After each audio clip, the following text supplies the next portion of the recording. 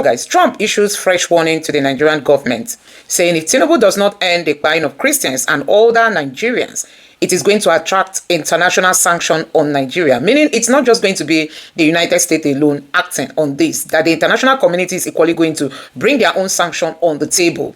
This is coming amidst denial by the Tinubu's government that there's no genocide, despite all the glaring evidence all over the places. I'm seeing this headline here on the Twitter space. Says Nelson says he is hopeful pressure from the US and the international community will bring out real change in Nigeria and freedom for persecuted Christians there. This is what this man tweeted.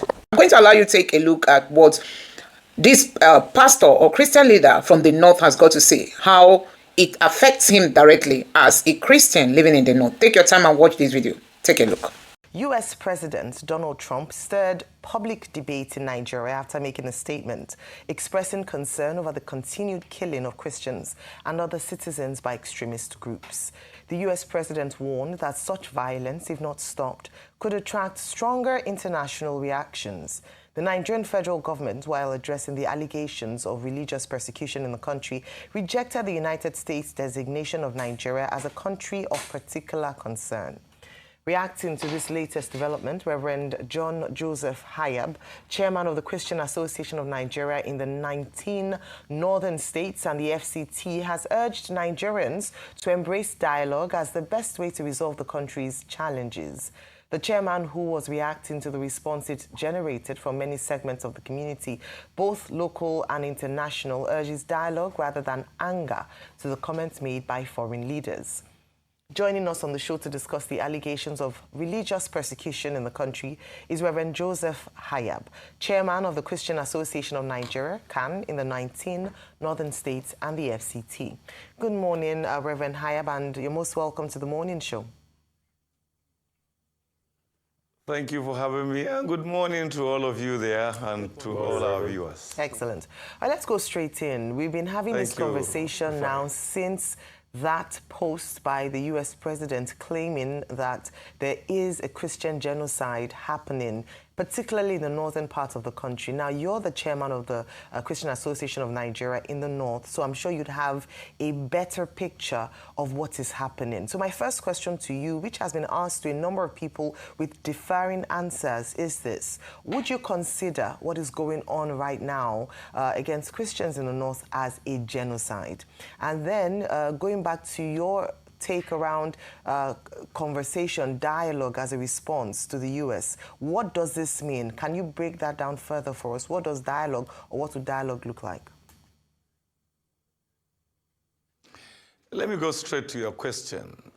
Can I consider what has been happening as genocide against Christians? And my straightforward answer is yes.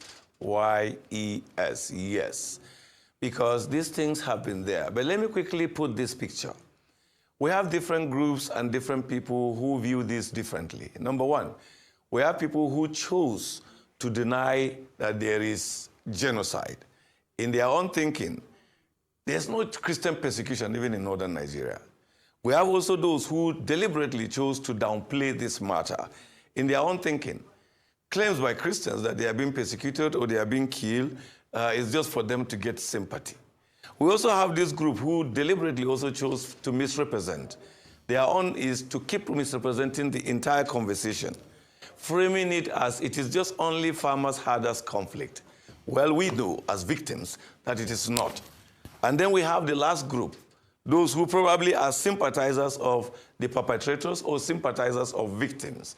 So anytime you listen to this conversation, you have this thing going. But as I've said in many fora, that the truth about it is that anybody who comes out and say that there's no Christian genocide, there's no Christian persecution, is not fair. It's not fair to the Christians of northern Nigeria, neither is it fair to the victims and their families. Because some of us who are talking today, we've been around and we have buried many in numbers. We can give those numbers and those incidences with dates. Long even before Boko Haram came up. So the killings have always been there. To just fast-track it, you begin with issue of Sharia crisis in 2000. Over 2,000 people died, and we know what really happened. We buried them. In just 2 years after, the Miss World Beauty Pageant crisis came up, Over 300 people were killed. We know what happened. We know the people were buried. I used to say this not for any reason so that you don't think I'm telling you stories I read from books. I was part of the burial. I actually did the burial. So it's not a story. We knew what happened in 2006 about the Danish cartoon crisis. And then Boko Haram came up and further make it big.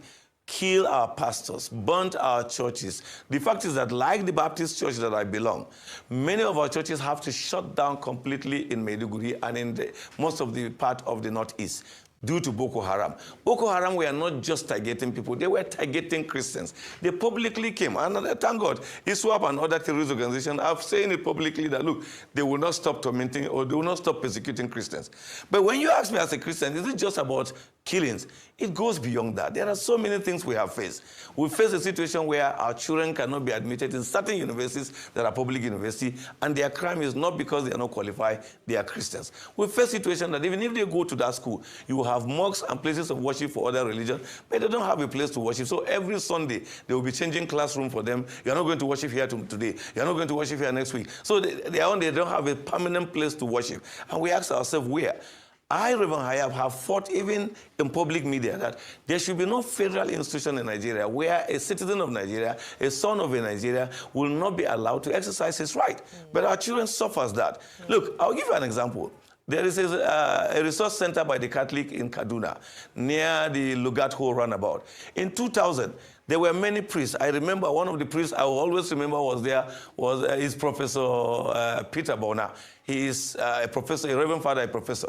They chased them out of that place, burnt all those centers. So Christians have suffered so many things that we don't just need to keep repeating it. And that's why we say, first, acknowledge that something went wrong. But let's look, how do we correct what went wrong? But when you say that there was nothing wrong, then we are not going to correct it. We'll keep pretending and keep lying to ourselves. If we want to correct it, first we acknowledge that something went wrong, Christians have been killed, and truly we've buried many. Reverend, thank you so much for that insight. And, you know, it's always very valuable to have somebody who has first-hand experience and a first-hand account of some of the things that transpired. What I found to be very profound in what you said is that you also documented what preceded Boko Haram. Now, you know, we frame this conversation through the lens of terrorism, and we know Boko Haram to sort of be the launch pad of terrorist insurgency in this part of the world. I'd love for you to break down what you attribute the ideology or the group motivation to have been prior to Boko Haram, because that is a designated terrorist organization. So which group or which ideology was pushing this prior to the emergence of Boko Haram and other groups that have come up since then? Well, if you quickly also I can take you back to late 1970s when the Matatsine happened. The only challenge is that at the time of Matatsine, there was no use of the term terrorism. But what Matatsine did was exactly terrorism.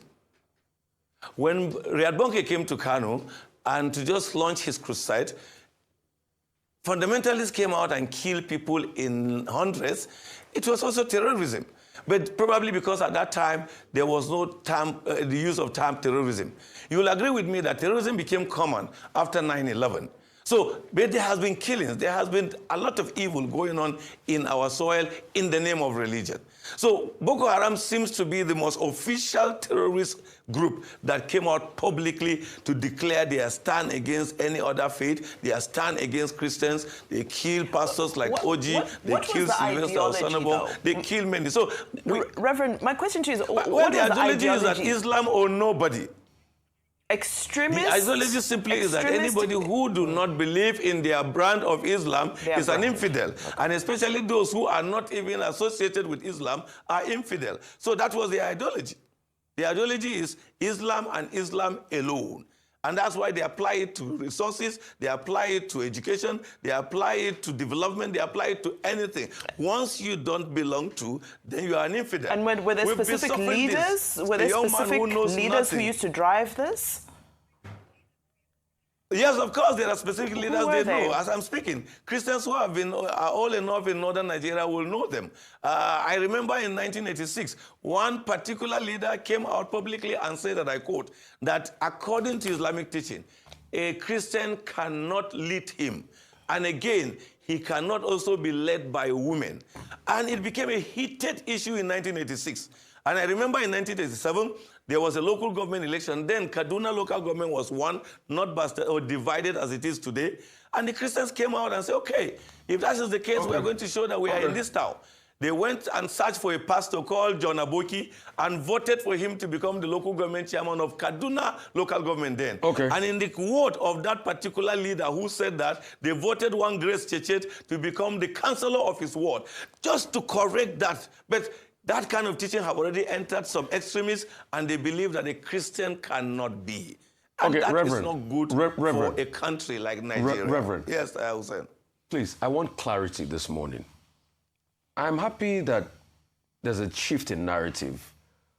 But this was not what you were saying when the fact-finding mission happened that involved Mike Arnold and the government person, Reno Mokri, that was represented. This was not what you were saying then. What you were saying was entirely different. So please, can you throw more lights on what transpired in that fact-finding mission? Also, this was not what you were saying when you had those meetings with Daniel Bwala. What changed? Have you seen the lights now, Reverend? Okay. Thank you very much for putting up this question, because I give you an opportunity to clear a misconception. From the first word, I had just repeated what I said in that interview now, and I have the full video. Whoever did one small video to blackmail me then did not know that I had the full video. From the first word, I simply said, I am Reverend Joseph John Hayab, the chairman of KAN in the 19 Northern State and FCT. And anybody who said that there is no killing is a liar. I can share that video with you, Rufai, so that you will know that something went out behind the scene. But when I finished explaining that, I said the only thing that as Christians we will not support is for someone, because there was a comment around that time of a comedian that said the total number of killing was 100,000. And then another said, no, it's not 100,000, it's 500,000.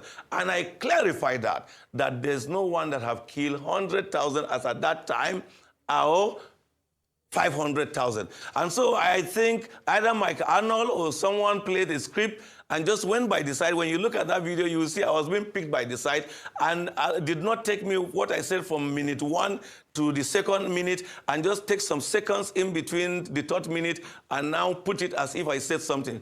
Fortunately for me, a young man was there standing, and he videoed everything I said from first word to the last word. So when you watch it, then you will know the drama surrounding Nigeria. So I don't think there's any problem. Because the visit of Bwala to the National KAN, thank God that the National KAN came out immediately and also refuted. You can see the misinformation, the twisting. I've talked about misrepresentation. The Bwala team came to see our national leaders. Instead of discussing honestly, they just wanted to catch them on camera with group photographs. And they came out and said that our national president said the so-called genocide. And our national president never said so.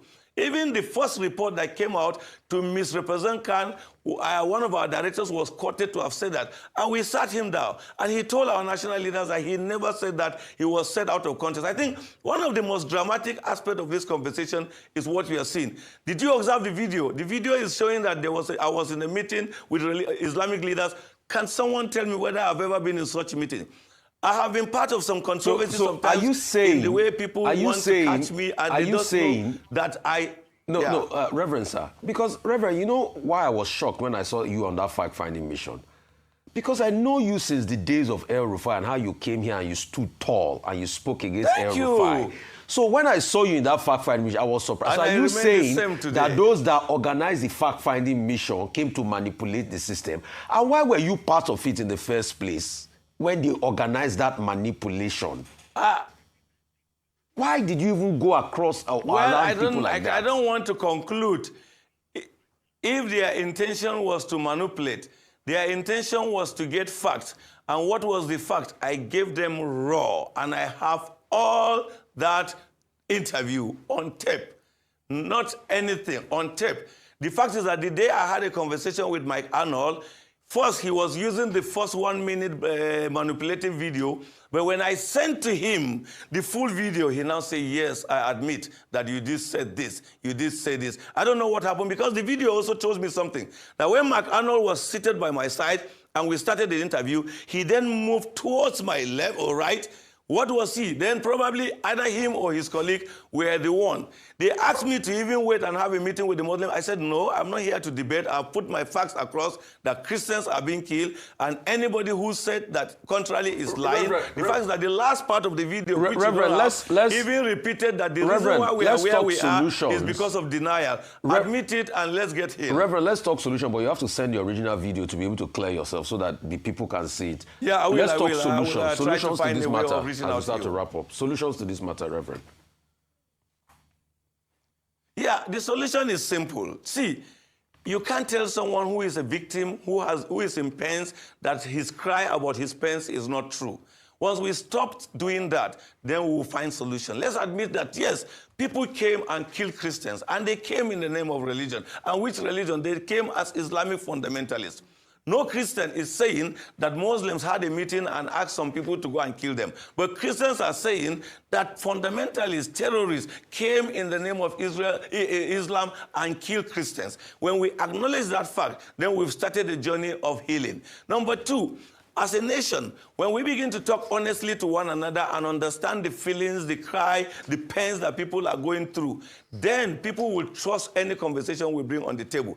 But when we see people in pains and we don't bother, like someone telling me that Trump is coming with an American agenda, first I ask you this question. If Trump had is having an agenda, what about your own agenda that have been killed and you didn't care? Before you tell me about Trump's agenda, have you shown concern when I was killed? Have you shown concern when I was burying people in large number? Did you show concern when I was grieving? You even mocked at us. You even laughed at us. So if you want to bring Trump's agenda, you've not started the conversation. Think of me as a Nigerian. Think of me as a fellow neighbor. Think of me as a citizen, and treat me with that respect. Give me the respect I deserve. I don't need to wait for Trump for that. But if you fail to do it and Trump says he's going to come, let him come. At least he will make you know that you are not the only one who is watching. And listening to what Trump says, Trump never said he was coming to fight Nigeria. I know there's a twisting of all these things. Trump simply said, go after these terrorists. If you don't go after them, we can come and go after them. So who is afraid of Trump coming to Nigeria? Probably he has a hidden agenda or something to do with terrorists. But the government can also come out and say, hey, we've had enough of this. We were taking position from now henceforth. Anybody who torments a fellow citizen, a Nigerian, because of his identity, whether tribal, whether religion, there will be a law, there's a law about it, and we will deal with him. All right. If those who are causing this problem know that government will come after them, yes, and there are structures, I even suggest to government, you can put up a task force in charge of religious freedom, who will monitor, investigate, advocate, and prosecute those who infringe on other people's rights. Then people will know the game is over. All right, thank you. That was actually the question I was going to ask you. In one sentence, Reverend, do you think, so Trump coming in, fighting the terrorists and this task force, would that guarantee religious freedom in the North? One sentence. In reality, we really don't need Trump to fight. We're supposed to, as a sovereign country, fight. But a situation where you are hungry and a visitor comes to give you food, the temptation is that you will eat the food because you will not allow yourself to die of hunger. If there is a failure in going after those who have been causing this problem in Nigeria, the temptation also is there that if someone comes and will offer a relief, you will go for it. So to me, it is a wake-up call. Government, instead of allowing all this unnecessary debate, hey, we have heard the cry. Yes, we have even realized the international community are interested in it. But we will show that we are a government. We will show that in this country there is a constitution, there is a law. From now henceforth, no Nigeria should be persecuted in Kanu, should be persecuted in Sokoto, should be persecuted in Maiduguri, should be persecuted in Calabar, should be persecuted in Rivers, should be persecuted in Imo, should be persecuted in Enugu or in Lagos or in Ogun. Once the Nigerian government takes up that position, I tell you, terrorists will know their game is over. But once they strike, and then we allow this kind of debate and don't go after them, then they assume that they have a whole day or a field day. Let's stop them. Then religious leaders can come together and begin to talk honestly about dialogue, but dialogue from the point of respect. The U.S. President, Mr. Donald Trump, who some say that he's a businessman, and one of the hashtags on X that has been trending is the hashtag natural resources. And let's say perhaps he has interest in our resources. So you do not think that President Donald Trump is interested in that? Because the question as well that Pastor Femi Lazarus has asked is, why did the U.S. put a hold to Nigeria purchasing equipment in 2014 under President Goodluck Jonathan? Right. Let me take this last part first, right? That was under President Barack Obama. And every president in America has their own policies, right? The Obama administration determined that the equipment that they were sending to Nigerian armed forces, they were misusing them, and in some cases, killing innocent citizens. And they didn't want American weapons to be used in the murder, whether it's accidental or deliberate, of murder of innocent citizens. That was why, and there's a law. There's a law in America that actually forbids the United States government from selling weapons to countries that have what they consider terrible human records or human rights. But this Donald Trump, the man in question now. Let me finish. Okay, just land on your point, because some will disagree. Yes, but land on that point, but some will disagree. Go ahead, sir. Let me finish. The same man, Donald Trump, who you just referenced right now, was the same man who overturned that Obama's decision and was able to sell 12 Kanu fighter jets to Nigeria. It is the same Trump that we're talking about here now. Now, let's come back to the issue of the mining of minerals. Let me tell you, foreign powers are already mining Nigerian minerals. The Chinese are there stealing our minerals. The Chinese are a part of the equation where you have this insecurity that is going on in Nigeria today.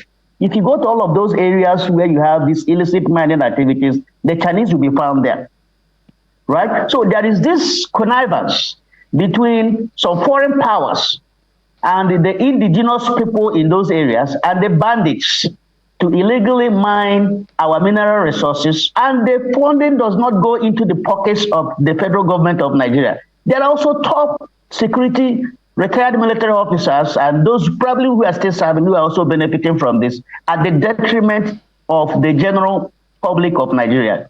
So if Donald Trump is going to come in, and as part of the equation or the agreement, is for them to help us and solve our insecurity problem, because it's completely unacceptable that we will normalize insecurity in Nigeria. Such a situation is not sustainable. It's already affecting our economy, because no sane investor will come into a Nigeria when it is in chaos as it is right now. So if Donald Trump can reach an agreement with Nigerian government, and there is a sort of order in that mining sector in where America helps us to deal with our insecurity problem, and on the other hand, they benefit from those minerals, as against what is obtainable today, where other foreign powers are illegally conniving with our citizens to mine these minerals at the detriment of the generality of all of us.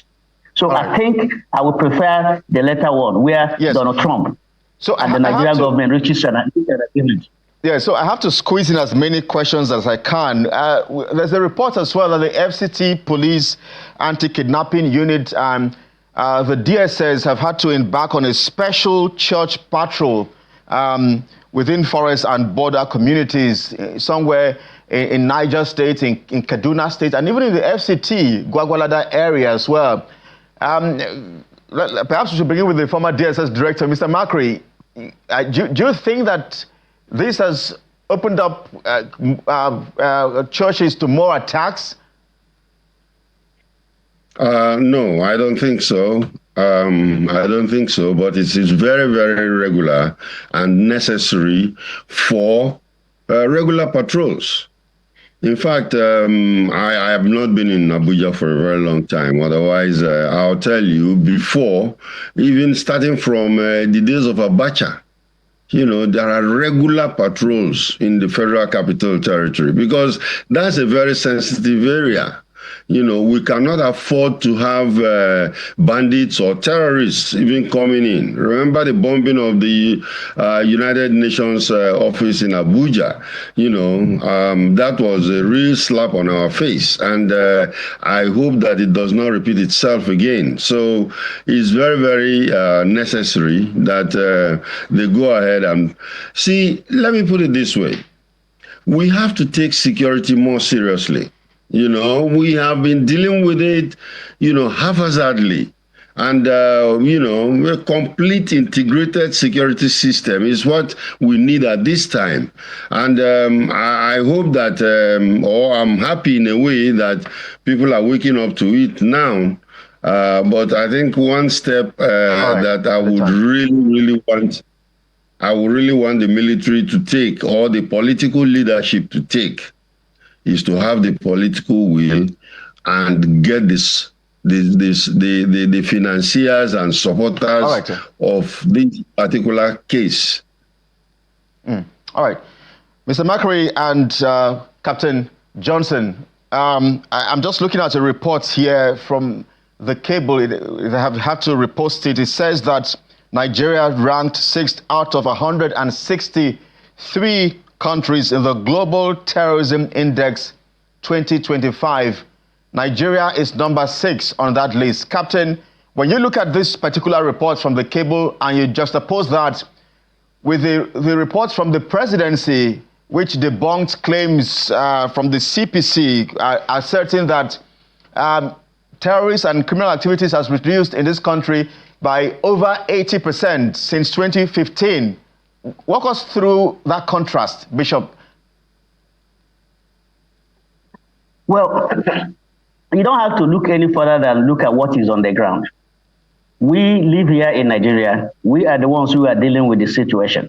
I don't think there's any Nigerian who, in their right senses, will be asked this question and they will tell you that insecurity in Nigeria has decreased by 80%. I think that claim is bogus and baloney. There's a lot of insecurity in this country. Of course. The report from our government that insecurity, terrorism, and all that had decreased in this country by 80%. If that is the case, why was the Nigerian Air Force 81.1%? How many percent? I think 81.1%. So it's over 80. 8180 is a bogus claim. That is not the reality that we are living through in this country. You just mentioned that the police, is doing routine patrol in the FCT. And why are they doing that? It's a new strategy because insecurity is on the rise. Insecurity is on the rise, not just only in the north. In almost every part of this country, people are not safe. People can't go out and live their normal life in this country. And we'll be doing ourselves this service if we are coming up with this kind of bogus claims that insecurity has been decreased by 80%, because then we won't be able to get the necessary solutions and assistance that is required to help us to deal with this internal problem that we are living through every day. Maybe those in the presidency are not feeling what ordinary people are feeling because they surround themselves with security agents that are protecting them. But I can tell you that presidency report is quite divergent to the reality that ordinary Nigerians are facing. There's a lot of insecurity in the land, and we should not be dishing out those kind of claims. Quickly respond to the fact that we've ranked sixth. There's something that my brother Macri alluded to. You see, policing is all about patrol. It's supposed to be a routine thing. It's not something that you do off and on. It's something that is supposed to be regular. Where he is right now, if he goes to a police station, he will not see any policeman that is sitting around at the police station. They are all in the streets, patrolling every nook and cranny. That's how you police a place. You don't police a place by everybody sitting around in their offices, at the police stations, at the command headquarters and the headquarters. No, you police by being out there in the street and patrolling every nook and cranny, and that's how you deter crimes from taking place. So I hope that the patrol... We have to go now. I'm told that we are absolutely pressed for time, but I'll need former director, DSS director, to just in 20 seconds respond to the fact that the Global Terrorism Index 2025 has ranked us number 6th in the world. Countries of 163, we are number 6. Mr. Macri. Yeah, thank you very much. We've even been higher. we have been higher.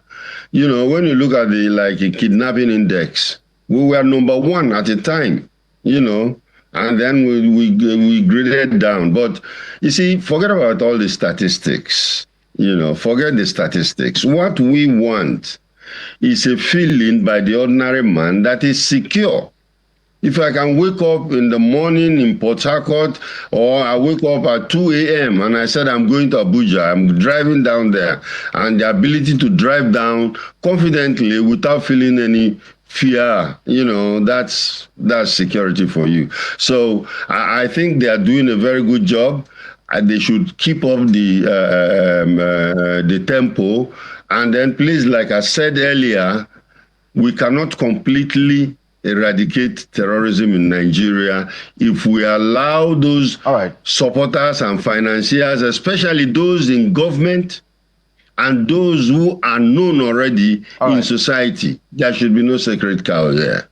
We have to... Reverend, the United States President Donald Trump made global headlines when he threatened that there might be, or they're considering a military intervention in Nigeria, and that is because of what he called a Christian genocide. However, the Minister of Foreign Affairs, Yusuf Tugar of Nigeria, dismissed the claim, and he says it is false and inflammatory, and he insists that insecurity affects all of Nigerians equally. Now, my first question is, what exactly is your claim? Are you saying that Christians are being targeted in Nigeria? The killings in Nigeria are targeted?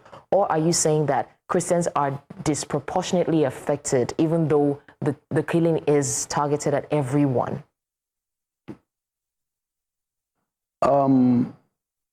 By the power of Jesus Christ, who came and died on the cross to redeem us from the power of sin.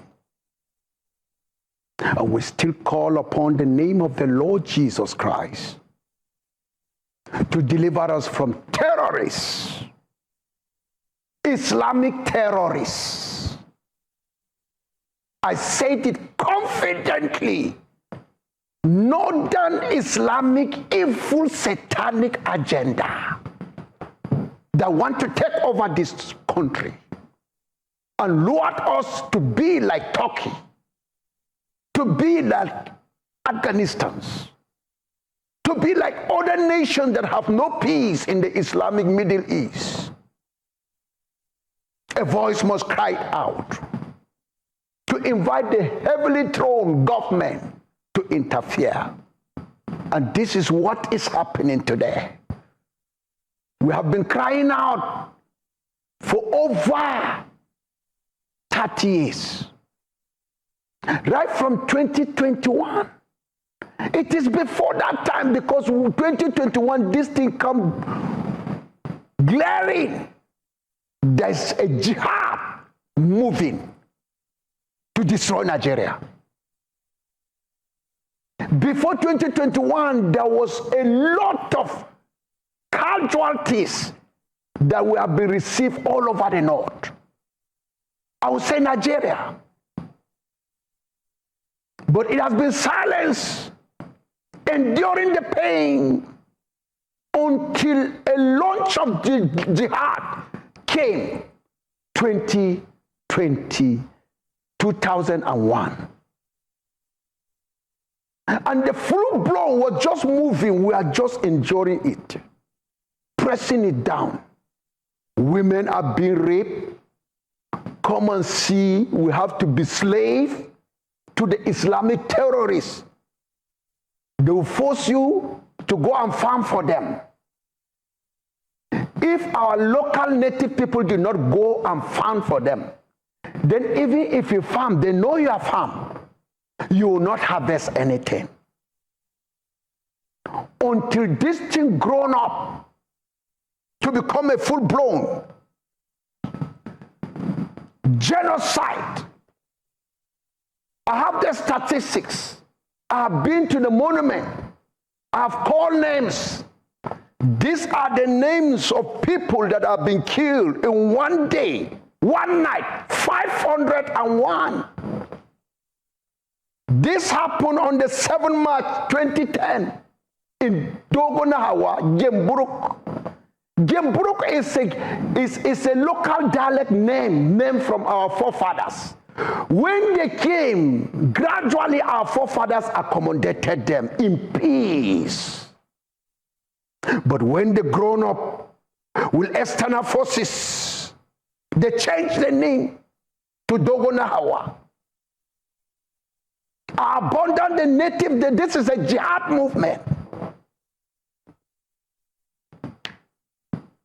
When they want to take the land, they invited Islamic terrorists from the far north, Niger, Chad. If Nigeria don't know about it, please know about this. Why did they cancel history in Nigerian secondary school? It's jihad. So that we will not read about the history of how Ottoman Danfodio was moving towards the cause to force everybody in Nigeria to become a Muslim. But our forefathers blocked him from flowing into the south. They hit that the west, southwest, southeast, south, that they are supposed to receive. We are the ones that are receiving it at the middle bed. We stop that hit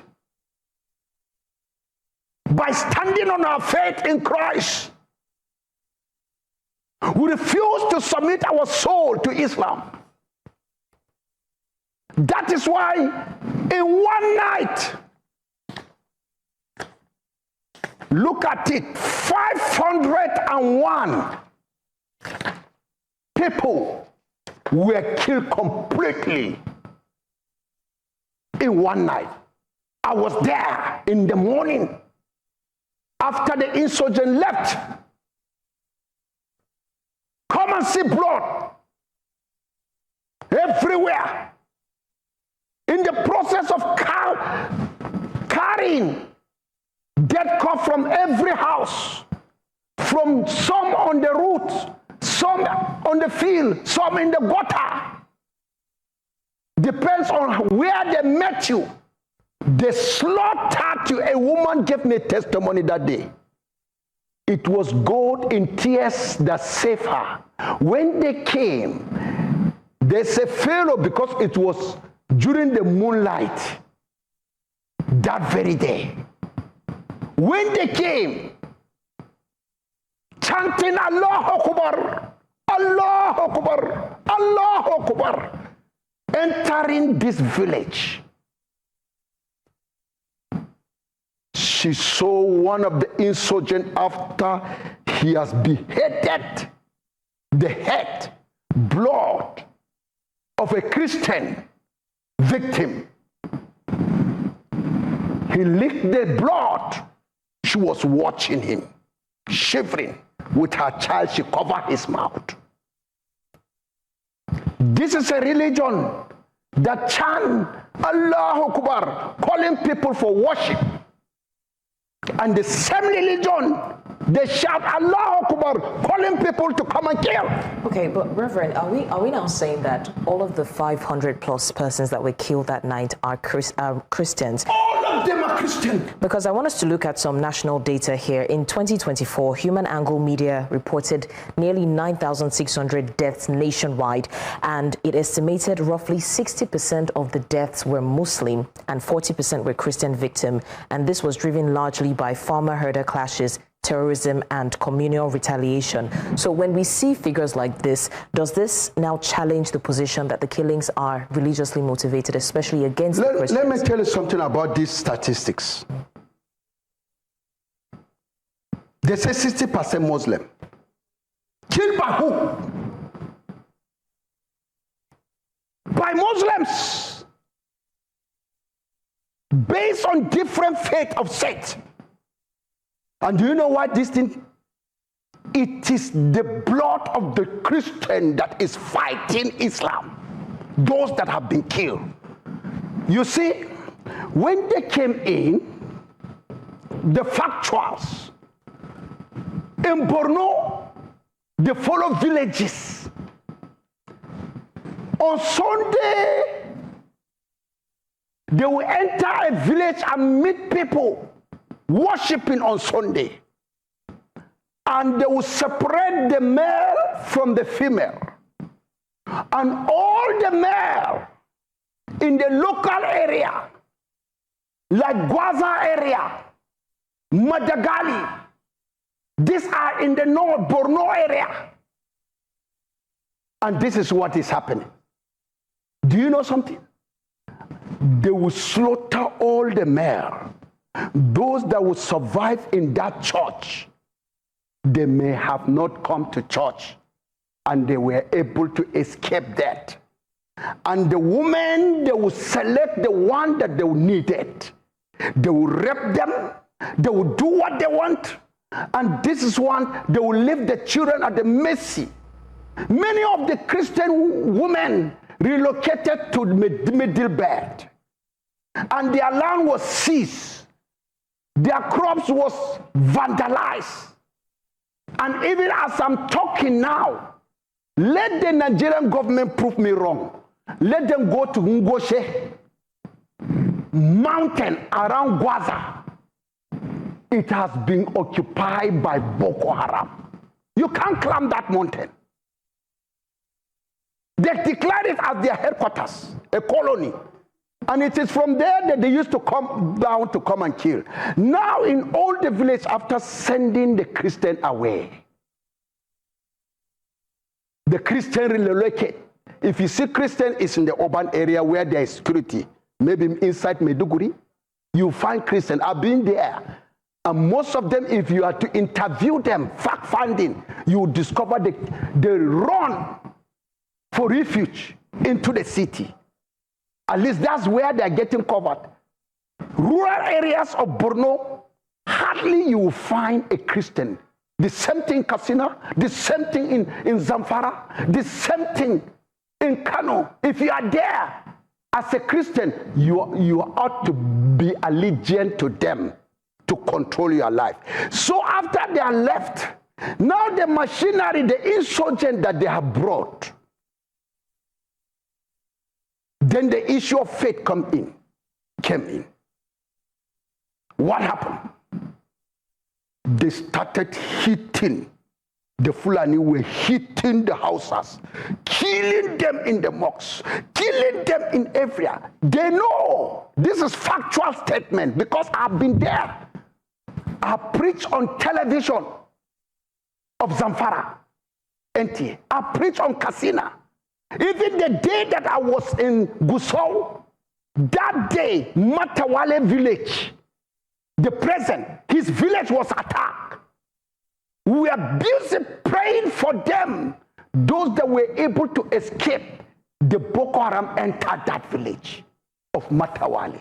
And this is where Muslims are killing Muslims, the Izalas are killing other faith because of their indifferences. It is the blood of innocent Christians that is fighting them that were killed. Okay, I want us to talk about the attacks, the alleged attacks in churches. Yes. Right. So you've shared harrowing accounts of your grandmother's heart being removed, and you also talked about your uncle's tongue being cut off.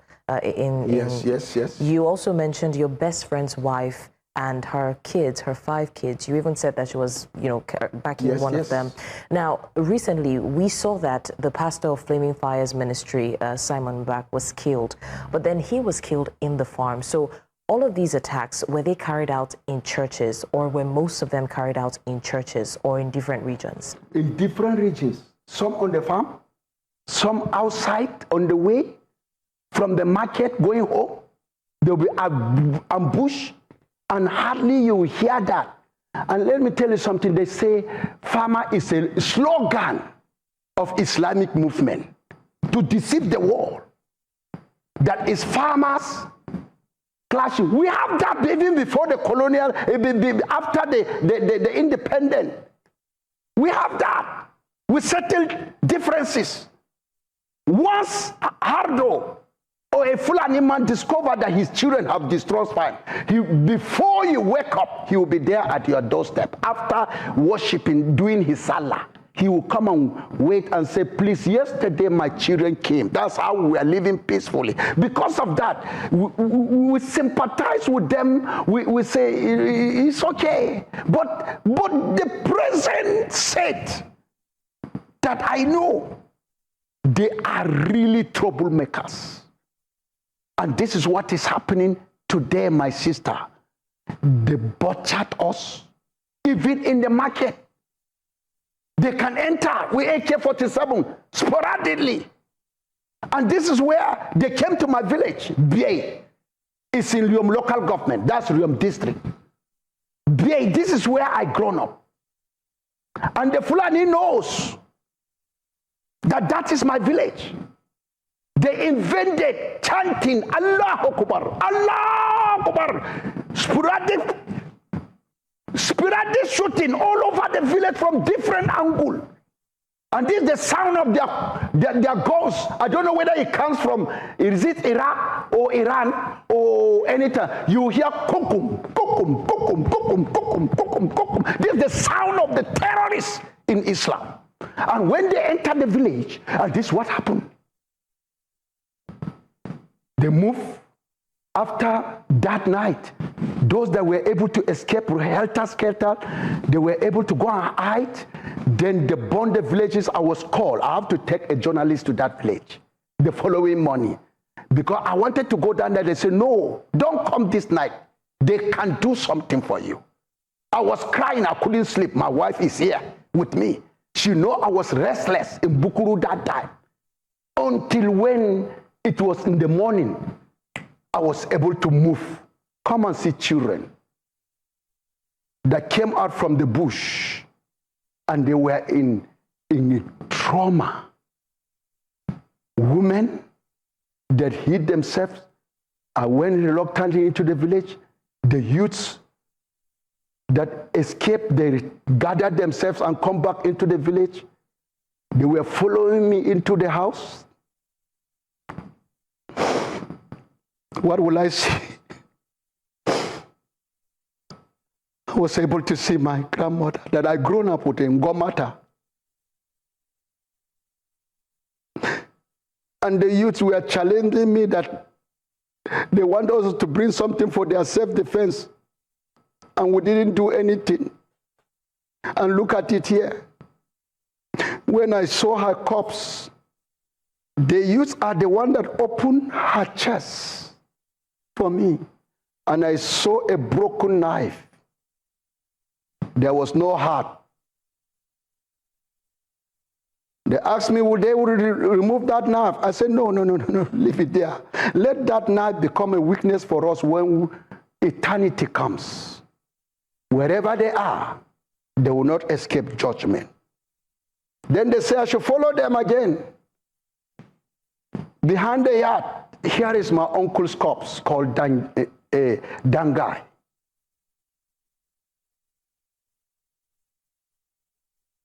His tongue was removed.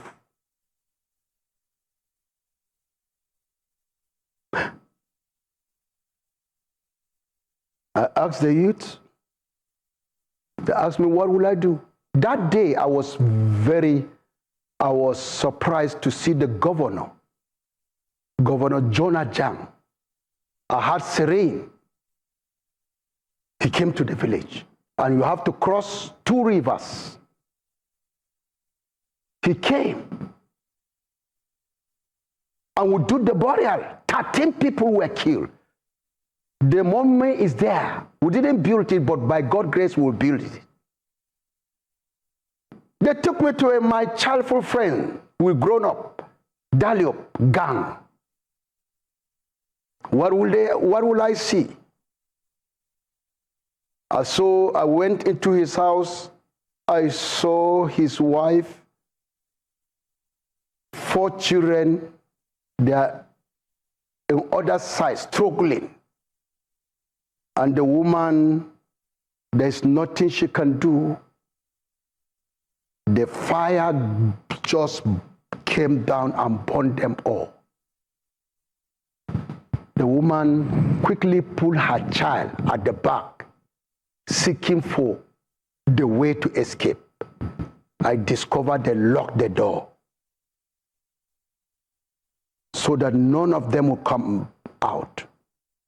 That is how we buried her with her child at the back. The agony of Christian in Nigeria. So I want to find out, all of these attacks that you have mentioned, they're quite harrowing, and I'm sorry about your grandmother and your uncle. Have there been instances where you heard about Muslims also being attacked in a similar manner? Let me tell you, no Christian attack Muslims. If you see a Muslim dead, where did he die? It is in our village. So you're saying the Muslims also attacked other Muslims? I'm talking about when you see another attack, Muslims are saying they are killed, we killed them. Ask them, where did we kill them? In self-defense in the village, casualties came. In our village, they loot the village. Look at this village. Look at this material. These are all the houses that they burned. Look at the number of people, number of houses destroyed, 120 in one village. Total number of dead. Because God was able, and this is Christmas Eve, one person. But the other village, you can see me at their gravesite burying people at that place. But this village, disease, and this is the person that died, Mr. Tambaya.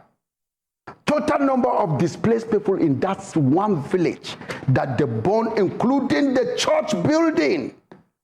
These are factuals that are here. In that process, some of the Muslim fought casualties. And there's one thing, the Fulani always come with extra people that in case, in self-defense, they fought casualties, they drag their corpse. They know I'm saying the truth. They know, you are listening to me. They drag their corpse to their ruga. And they will go on videotape and say, we killed them. Where? We have never moved to ruga where they are settling. But I'm asking God, God, if it is your will, give us just one day to visit ruga. Then they will know what stuff Christians are made of. But we'll be establishing patience based on our faith in Christ. Jesus said, love your enemy. If they are hungry, feed them. If they are sheltered, give them shelter. And we all did that. We give them place to sit down and rear their cattle. Even when we make harvest, we allow them to enter and eat the remaining crops that we left over. With full of love. Look at another village again that I went. It was dangerous. Oh God, help me. This is where Reverend was killed. And look at the houses. They were burned down. And I thank God the chief of defense staff came. This is NTV community. They came, Nigerian government came. The present chief of defense staff, Junior Matawali, he came. That day I knelt down, I begged them. Let them help us. Why is it that it's only the Muslim always come to our domain and attack us? Okay, so why? You have mentioned that, in your statement now, you've mentioned that the governor of Plateau State came to one of the villages when it was attacked. You also mentioned that the chief of defense staff came. So that means that it has reached their ears. Has there been any follow-up since then regarding this? And what was the response? Do you know that minister of, I don't get her name, that minister of humanitarian that was removed by present government. Because that woman was able to mobilize and bring materials as directed by the president. When she brought, I don't know what happened. After what she has done, there's a gimmick. Control by Islamic agenda in Asorok. I don't know what happened. Just to hear that that woman was removed. Maybe she has a shortcoming.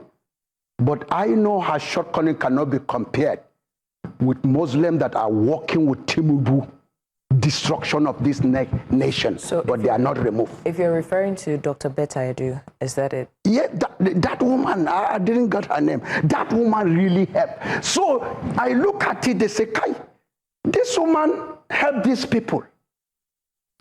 In fact, she's going to cause harm for Islam in the north. They maneuver the way they remove her.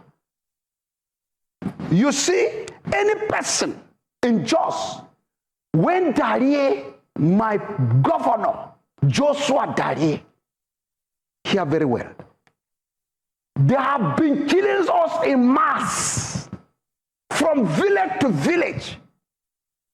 And do you know what happened? When he saw in one of the village that this machinery that were hired, many of them, our youth killed them in our territory. So the former general secretary of Miyetti Allah, Saleh Bayare, he packed the corpse to the government house. I imagine that day, the governor, Darie, said, you people have been killing Christians. I didn't say anything because my hand. Now you brought the corpse, what do you want me to do? The Christians have never packed their corpse to bring to me. It's an offense to Islamic war. Since from that day, they started attacking this man because they want him to use all machineries to kill the Muslims. But he refused. Okay, very quickly, I want us to go back to the removal of the Minister of Humanitarian Affairs that you mentioned. Yes. Did she at any point offer support outrightly to the community? No, yes, she did. She brought trailer of rice. She brought mattresses. She sent representative to Broad. So are you now saying that you think her removal was attributed to that? Let me tell you, at the shadow, but they know best. But one thing that I know, with what she has done for us, these people, when they kill us, they don't want the governor to come in. You see, when the governor stood, they forced their way to Obasanjo, and he declared state of emergency. Daria was removed. And I thank God that day, after 6 months, they still stood with the enforcement that Daria should never come back. God chose me single-handedly at TCN, and I spoke. My brothers, after they have deliberated who is who in Plateau, they said Daria should never come back. I will not forget. The former camp chairman, Yakub Pam, was there. So I raised my voice. I said, where is your brother? Don't you see Islamic agenda is a war on Plateau because it's a Christian state?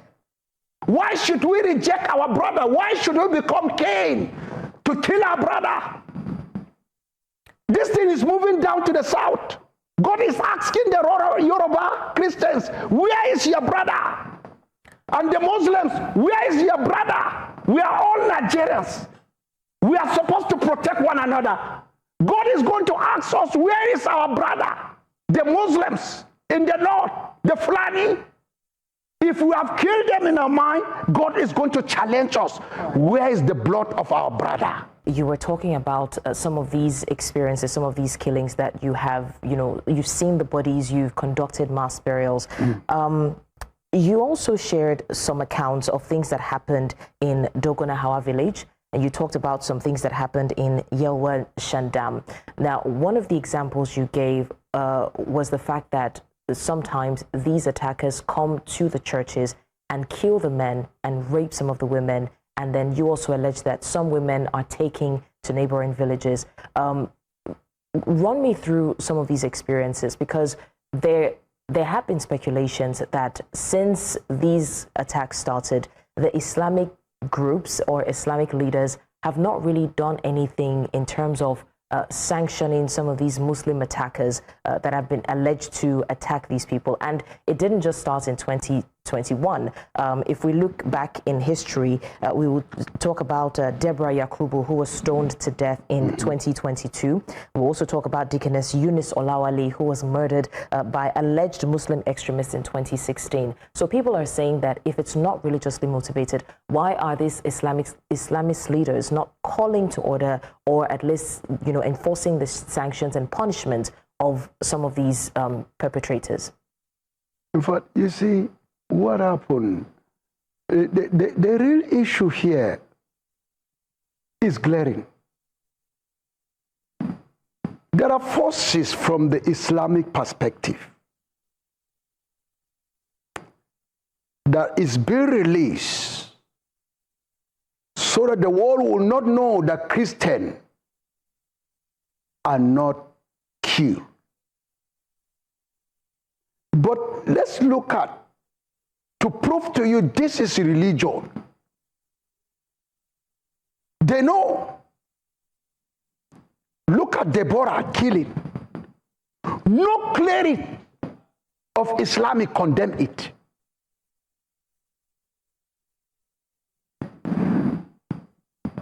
The mission of Leah is to show the world that they are in control of Christians. Nobody can do anything. The issue of Muslim ticket, that's a complete genocide to the Christian in Nigeria. And it's all plans towards Islamic people to take over Nigeria.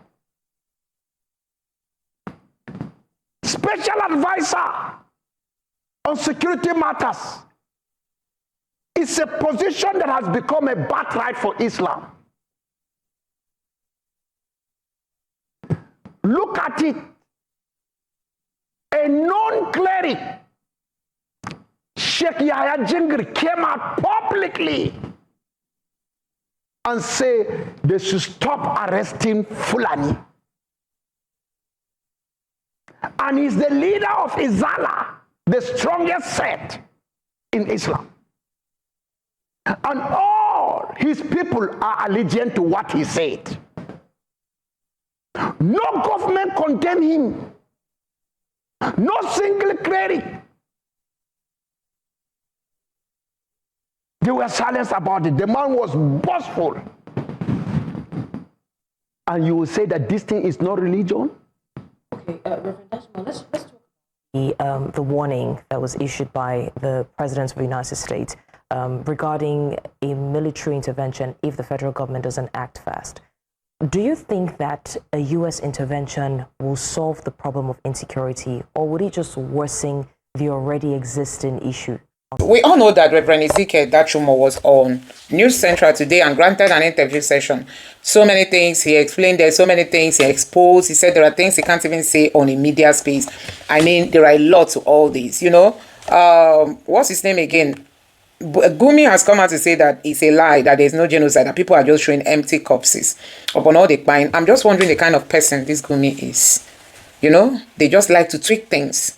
So upon all this pine, Gumi came out, even the ones that Nigerians have seen, even the ones that the very dark man went to record. With all the even after Trump gave this order, they've been buying people. And he's coming out to say that people are just displaying empty corpses. So guys, you can see the heartlessness of the Fulanis. I mean, you can see that even all this cry is not even touching them. These people are really disconnected from the reality. Anyway, one of the things that Mr. Ezekiel, Reverend Ezekiel Dachomo said, he said Muslims claim that Christians are killing them too. They should show us where we have killed them. The Nigerian government should prove me wrong. Repented Boko Haram members have been recruited into the Nigerian army. That is what he said. The Nigerian, government is recruiting these bad guys. Some people call them repentants. Why? Some people say there's nothing like repentance. For somebody to have gone to that extent, you don't call him a repentant Boko Haram. This one say, God bless you, sir. May God keep you and protect you. Another person here said, repent. There's a headline here. Yes, prove him wrong. Muhammad. Repentant Boko Haram members can become president, says General. That was what one general was saying that repentant Boko Haram members can become president in one day. Now, there's this headline too here that someone posted. Irigwe youth kill, it says 25 Fulani travelers in Jos, over 50 missing. So these are some of the things they are posting to counter the genocide in Nigeria. Anyway, so many people have been saying they should come out with their own evidence. We need their own evidence. If they say that Christians are killing them. Christians don't kill. Instead, Christians accommodate them, like the man said. Despite all that they've done, Christians are accommodating them. Now, this person said, pastors in Africa, watch this. My God, I don't even want to use the languages that this person here used. Anyway, these are reactions from Nigerians as Pastor Ezekiel is challenging the federal government that they are admitting Boko Haram people in the name of repentant Boko Haram into the Nigerian military.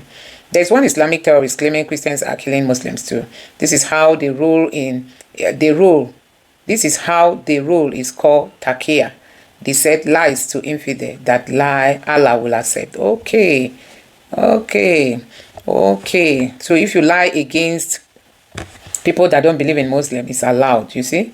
We are all suffering. Let's keep praying for our country to get better. There's nothing like religious conflict going on in this country. We all know the truth. The terrorists that make live videos on social media, their sponsors will be exposed one day.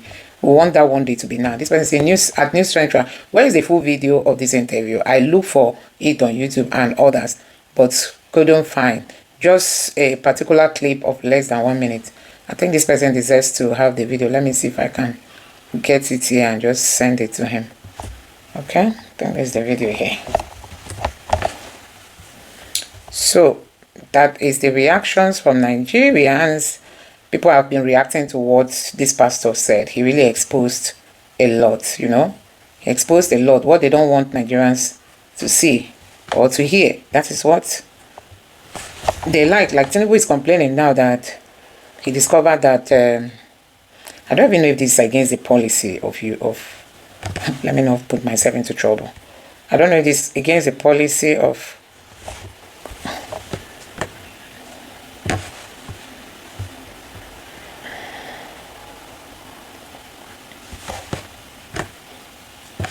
I love what he's doing, but he shouldn't sound like an extremist too. He understands that not all Muslim is a terrorist and should guide his statement in such manner. Okay? He has also not, I don't think there's any language he used there that is bad. This person here said, this pastor is something else. Upon all they are doing to Muslim communities in Plateau, he is denying it all. Upon all they are doing to Muslim communities in Plateau State. Is Plateau State your home? This is another man overusing media attention privilege. Was her blind or brain dead when the mosques were bombed during the Friday prayers? Was Yarana Box Park was bombed? Was he blind? Both Muslims and Christians are victims of the madness. May thunder strike all Islamic and Muslim terrorists. So these are some of the reactions from Pastor Ezekiel's video when he's talking about what is happening in Nigeria. All those killing going on around different regions in Southeast, many parts of the country. Are they not Christians? Even Israel, where Jesus Christ is from, they believe is killing past anybody in this life, and they've been killing to the point Muslims were now the ones advocating. And this person say, if this man don't keep quiet there, evidence everywhere. Man, you are selfish. I don't know how people are misinterpreting what this man is saying. Stop religion to invading Nigeria. Stop pushing religion to invade Nigeria. And this other person say, I've been seeing this post circulating. I believe this liar is from Jos and also claiming to be a man of God. News flash, I stay in Jos, Backen, Ladin, to be precise. And our house was completely burnt down by Christians and a lot of killed by the Christians. Okay. You are fighting Fulani in the bush and you come to the media, call it religious war. After clashing with Fulani in the bush, you come to the town, block the road, identify innocent non-Fulani Muslim travelers and buy them. Why, sir? Channel your energy to the Fulani. This man is just on a mission to incite chaos in Nigeria. Has he forgotten when Plateau Christian terrorists stopped Muslim innocent commuters in hundreds, slaughtered them? Why is that some bigots doesn't want us to coexist? You don't know where you're coming from harmoniously in this country. This Reverend Father is a dangerous individual. He is doing more damage than any other party in this false genocide. It's a clear statement. So I'm just wondering why the Northerners are the ones commenting on this post the most, and they are saying all kinds of things here. You know, they are saying all kinds of things. It's really so sad that they don't even know that if American military comes into Nigeria, this is not what they'll be saying, because this has gone for too long. I mean, Nigerians have accommodated this kind of Fulanis. The most painful aspect is that these people are not even Nigerians. They will come from outside the world, enter the country, and just try to impose their way of life on people. Anyway, guys, let me know your thoughts in the comment section below. Thank you.